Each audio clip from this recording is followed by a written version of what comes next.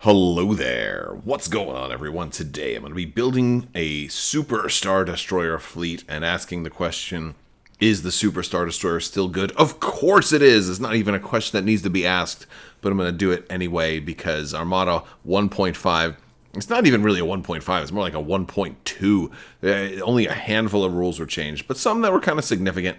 And one of the things that got hurt the most is a lot of these big Imperial forward front firing arc ships with gunnery teams, because gunnery teams now requires the concentrate fire token or command dial in order to really fire off.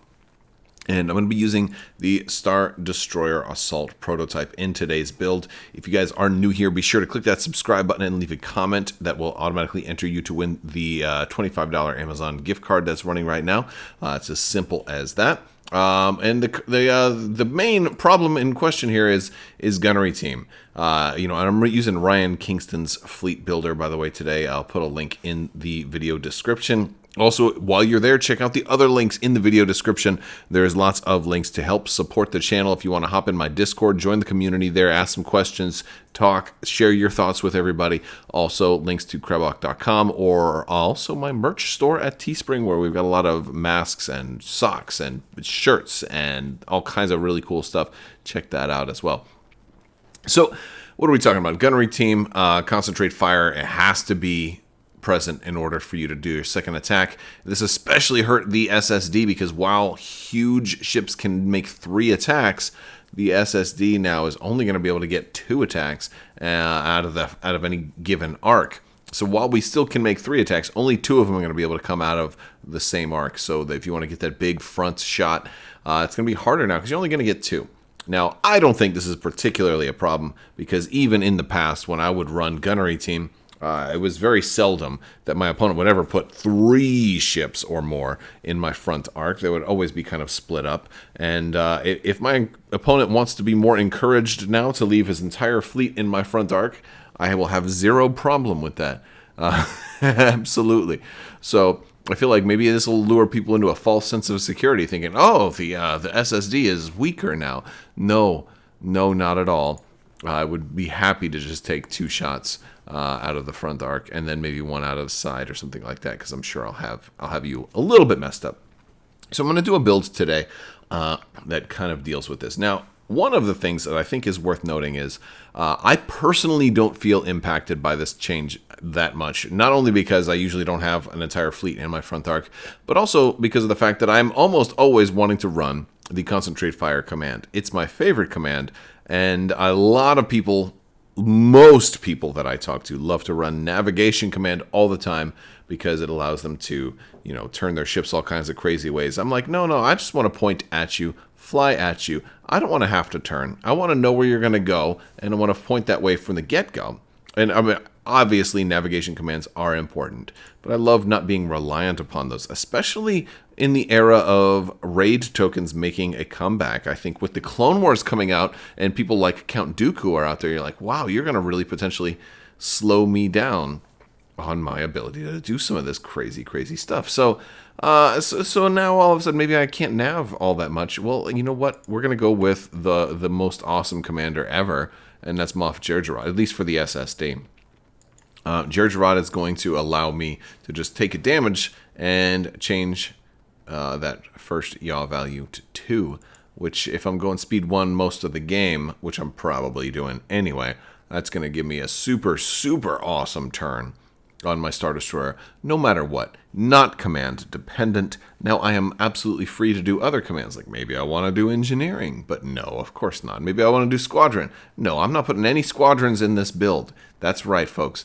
No squadrons at all in this build. I am trying to kill your carriers before you can use them. That's what this build wants to do. All right, so and how am I going to make this one work especially well? Well, there were a couple of things that I was thinking about, because one of the things that hurt the type of builds that I liked to run, obviously, was the concentrate fire requirement for gunnery team. And of course, the change that, gunnery team, when you do the concentrate fire, it says the next attack. So, you can't really use your concentrate fire on your second attack, which is kind of a bummer, because that means if your first attack is all blank dice, you're stuck having to, add a die to that particular attack pool, which is now like wasted when you might have just wanted to save it for your second attack. But now you kind of have to do that concentrate fire on your first attack if you want to be able to make that next attack from the same arc. So it kind of restricts the concentrate fire ability a little bit, but that's not that big of a deal for me. One of the ways we mitigate that is with Director Krennic, who is still amazing. He still triggers off of concentrate fire, and of course, this is this is the thing that I think is important to look at with Armada 1.5, with Armada in 2021 and beyond. Is that if you're going to have a command-based ability on your ships, consider going all in on that. This way, when you do a concentrate fire command, you're not just getting an extra die. You're getting a lot of stuff. In this case, you're getting an extra attack from that front arc. You're getting lots of rerolls. And we're going to add the Ravager title, which I think was probably a given. You probably already guessed that we're going to run the Ravager title because we're a huge ship. So this means our tokens can now also add a die instead of just re-rolling a die. What this means is that when I do a concentrate fire on the SSD, I'm going to get a dial and a token, which means I'll be able to actually add 2 dice to my attack pool. This is a pretty big deal, folks, and I love it. All right. So the SSD now is going to have 1, 2, 3, 4, 5 red dice, even at long range, and we're going to add Spinal Armament to this because Spinal Armament is one of my favorite upgrades. It's an especially nice upgrade, and I love it. So we're going to have 6 red dice in our front arc, potentially able to roll 2 more with a concentrate fire, so that's 8 red dice. Krennic is going to allow us to re-roll all of them. Our first attack is going to be the monster attack. The first attack is the one when you absolutely positively have to kill a ship right away. Maybe it's that little bomber command center Gazanti on turn 1. If you just happen to have him in range, you know what, that you go for it. You absolutely go for it. Because the SSD is a ship that can make turn 1 shots fairly consistently.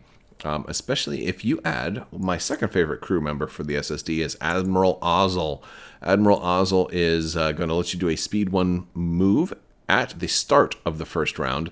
This is especially good if you happened to deploy your SSD early and your opponent just deploys stuff in the worst possible position. Now you get to reposition and point right at him because Moff Jerjerrod will allow you to make that speed 1 move a 2-yaw speed 1 move for only the cost of 1 of your shields, maybe a shield in your rear, for example, and you'll be golden. So that is certainly a very fun thing to do. We are going to put one more upgrade on here, and this is just adding insult to injury. At this point, it's going to be the linked turbo laser towers. This is an especially nasty upgrade. It's going to work pretty well with Krennic. It's also going to serve as a little bit of additional reroll capability for when the enemy ships get within range 1 of us, and then this way because we can't only use Krennic at medium to long range, we can't use him at close range.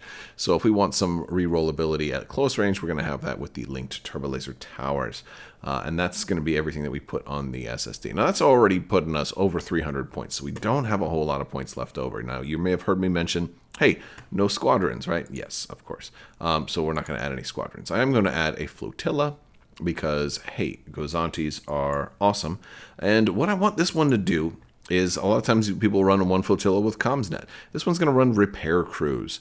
This is going to be a way for me, look, my flagship is going to be taking damage. Everybody's going to be shooting it. They're going to try and kill it. They're going to fail because I'm going to be repairing it with this guy as well.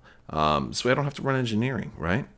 But also, we're going to put Vader as an officer on board the ship because, well, I mean, Vader's awesome, and for when people get into close range, and it gives us even more rerolls. Right, we don't need Ozil after the beginning of the game, and then once everybody's close, we don't need Krennic anymore, and then when it gets really close, we don't need Jerjerrod anymore. It gives us 3 turns of rerolls, and we're not even going to need to use all of those because we're going to be probably doing concentrate fire the first couple of turns. We're going to have Krennic activating quite a few times before everybody's too close to make a difference. And then after that, Vader then serves to give us rerolls for the entire rest of the game, kind of. Not the entire rest of the game, but probably most of the rest of the game. And that is a beautiful, beautiful thing. For 1 point, I will take all the rerolls. This is three big rerolls right there, and I love that. And the thing is, if we only need a few rerolls, that's what we've got linked turbo lasers for. We've got like really, really good dice control with what we've got right here. I think the linked turbo lasers gives us the small reroll, and Vader gives us the big rerolls. And the awkward part is if you have like 2 dice that need to be rerolled, or 3. Then it's like, do I really want to choke out Ozil? I think I would choke him out for 3. Because I can re-roll 1 additional with linked turbo lasers first. And that's what I would do. I'd re-roll all 3, and then if one of the reds was still bad, then I could re-roll it again with linked turbo lasers. But if I only had 2, I'd just go with the 1 linked turbo laser, right? So that's kind of where I stand on that. I've got enough points for 1 more ship, though I could probably, I could do a little bit more, but I'm going to put a gladiator in here. And now this one is going to surprise you right here, because this gladiator, we're going to go with a gladiator 1. We're not going to run demolisher. Don't have the points for demolisher.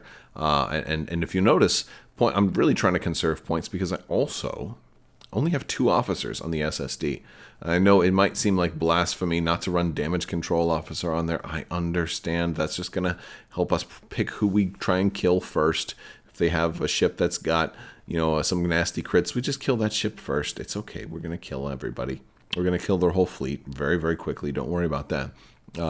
But what we're going to do here is we're going to put projection experts on the Gladiator 1. We've got 3 engineering points, and this is going to let us basically just give an extra shield back to the SSD every single turn, or possibly 2 shields to the SSD. For every turn, maybe beyond turn 2 or 3. It's gonna be a nice one. This does mean that the Gazanti and the Gladiator have to kind of fly in the rear and stay out of the way of the SSD, of the Ravager. But this also means they can also help protect the rear if somebody tries to outflank me. I mean, a Gladiator's got respectable dice. We don't have an officer on there to give me rerolls, but that's okay. I wanted to put all of my points really on the SSD and have these guys just support this 1 ship to keep my main ship from dying, because if this dies, game over. I lose. All right. But it probably won't, since everything else is designed to help this ship stay alive. I could even dial up an engineering command if I absolutely had to, but let's not get carried away. That's just simply not necessary. Although I could see the merits in dialing up an engineering command first turn, so we have a token standing by just in case. But let's go ahead and look at the objectives that we'd go ahead and put in this particular list, because a big part of me was thinking, man, you know what? Even though gunnery team is now saying you only get 2 shots, you could still potentially get your 3 with advanced gunnery. You still potentially could, but nobody, I don't think, would choose advanced gunnery with an SSD, right? Now, they would if you had gunnery team on there, because you wouldn't be able to put it on that, and you'd have to put it on something like the Gladiator, and that would not be very good. So we're not going to go with advanced gunnery in this case. I think the key here is to go with most wanted. We definitely have the gusto here to be able to choose, a large ship and kill it. With this, I think we could kill any large ship with what we have here on this. No problem. Even a Starhawk. We could even kill a Starhawk with this build. It would take us a while. It would take longer if it's an Agate Starhawk, but we could definitely do that. And Most Wanted is going to help us get a lot of extra points. Although, honestly, if they're running a Starhawk, I might go for a slightly different ship. Might do that just to make it easier to guarantee points and just not have to worry about the Starhawk. That's a maybe. But it really depends on who we're facing. You want to go for at least a medium or large ship here and get a lot of points out of that Most Wanted. For our yellow, I'm going to go with fire lanes, since I think most people facing this list would say, no, I'm definitely not going Most Wanted. You'll fly your Gazanti in the rear. I'll never have a shot on it, and you'll get double points. And then you're going to have easily probably at least 200 points, even if you only kill 1 ship. And then I'm going to have 0. Because I'm not going to be able to kill your SSD because all the support you have built on there. So most people aren't going to pick Most Wanted. I wouldn't think. Unless you're running an MSU list, and then it probably doesn't matter. Right? If you're running all CR90s or something like that, then maybe you do go with Most Wanted. But yeah, fire lanes kind of helps. My one big problem here is that I'm going to have a really lousy deployment. I'm not going to have any squadrons to stall with, so I'm going to have to go with something like the Gazanti first, maybe the Gladiator second, and the SSD third. Ozil and Gergerod help limit that a little bit because I'll at least know where some of your stuff is going to be, and I can point in that direction. But fire lanes means I know where your fleet has to kind of point. Right, you have to point towards the objective tokens if you want to get any points. And if you try to bluff and don't go that way, I can just send the Gladiator over there to pick up all the points that I would need, and it wouldn't matter at that point. If you ignored the objective tokens, I could just park the Gladiator over there and just have him win me the game. So yeah, fire lanes, it makes up for the lack of deployment. And the same thing, we're going to go with Solar Corona. If you choose that, I don't. My biggest weaknesses are my deployment here, and I guess my lack of squadrons. But half of the lack of squadrons weakness is also that whole anti-deployment problem. And the fire lanes and Solar Corona both address that. And Most Wanted is just I don't think anybody would pick that. So I think it boils down to fire lanes or Solar Corona. And if you think that neither one of those are going to hurt you, then maybe you go with Most Wanted. But yeah, so I really like this build. But I would love to hear what you guys think. It's pretty simple. It's really all about this Star Dreadnought. There's more ways that you can try and make this work. You can downgrade the Star Dreadnought to the cheapest SSD to free up some more points. And maybe get another ship in there, or put some squadrons in or something like that if that's something you're looking to do to stall. Throw some TIE fighters in there to give yourself a little bit more deployment advantage. Definitely some options that you can do in that case. Or maybe you drop the Gazanti and you keep the projection experts, but you upgrade this to a demolisher, so while it can do support when it needs to, if somebody does get around, you turn it into a shooty masterpiece. And that's something else you can do. All right, guys. That's about it for the build. I'd love to hear what you guys think. Let me know down in the comments section. I will talk to you guys soon. Be sure to hop in my Discord as well and check out Ryan Kingston's Fleet Builder. He's done tremendous work with this site, and big thanks to Ryan Kingston for that. All right, guys, that's all I've got for you today. I want to thank you all so much for watching. Big thanks to my patrons. You guys are absolutely outstanding, and I could not do this without you. If you're interested in Patreon, be sure to check the links in the description below. I want to thank you so much, and as always, have a great day.